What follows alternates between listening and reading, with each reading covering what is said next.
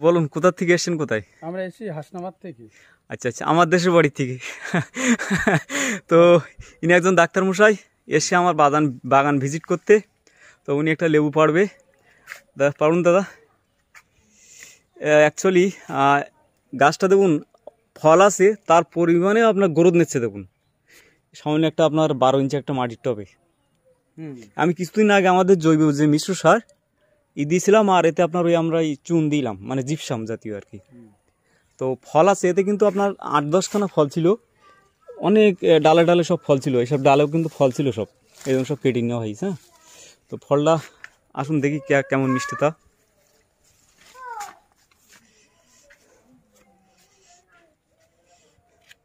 মাজা দিয়ে কাটুন, তাহলে বোঝা যাবে সিট কেমন।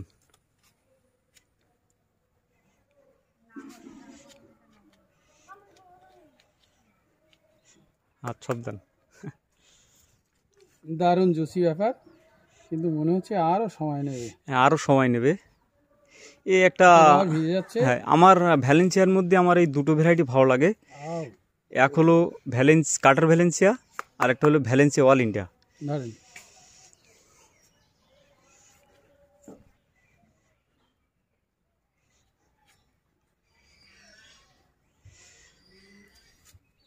আচ্ছা, ভাইকে আগে খাওয়াও, খেয়ে বলো ভাই কেমন স্বাদ, কেমন মিষ্টি কেমন, এটা সত্যি সেটা বলবে।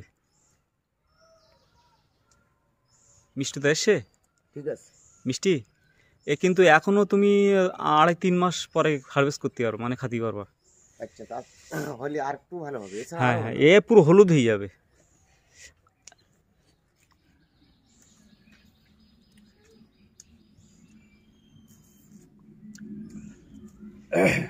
রিল একটা অনেস্ট রিভিউ যদি দিতে হয় তাহলে বলা যায় আরও একটু মিষ্টি হবে।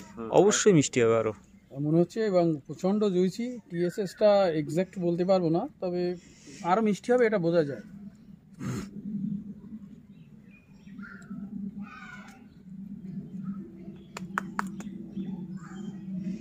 প্রচণ্ড রস কিন্তু লেবুটাই। রিভিউ দেবে এবার।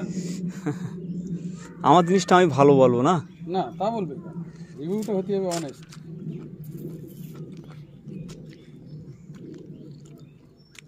0% টকের ভাব আছে এখনো, কিন্তু নেই বললে চলে, কিন্তু এখনো প্রচুর কিন্তু মিষ্টি হবে। আরেকটু মিষ্টি হবে।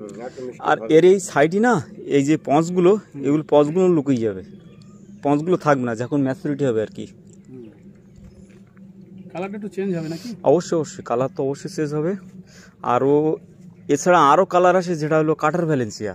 এবার কাটার ভ্যালেন্সিয়া আমার মাদার প্রচুর বসাইছি, মাটিতেও বড়ো গাছ, সেগুলো ইনশাল্লাহ আগামী দিনে রিভিউ দেব। তো আসুন আরও কিছু ভ্যারাইটির সাথে পরিচয় হই।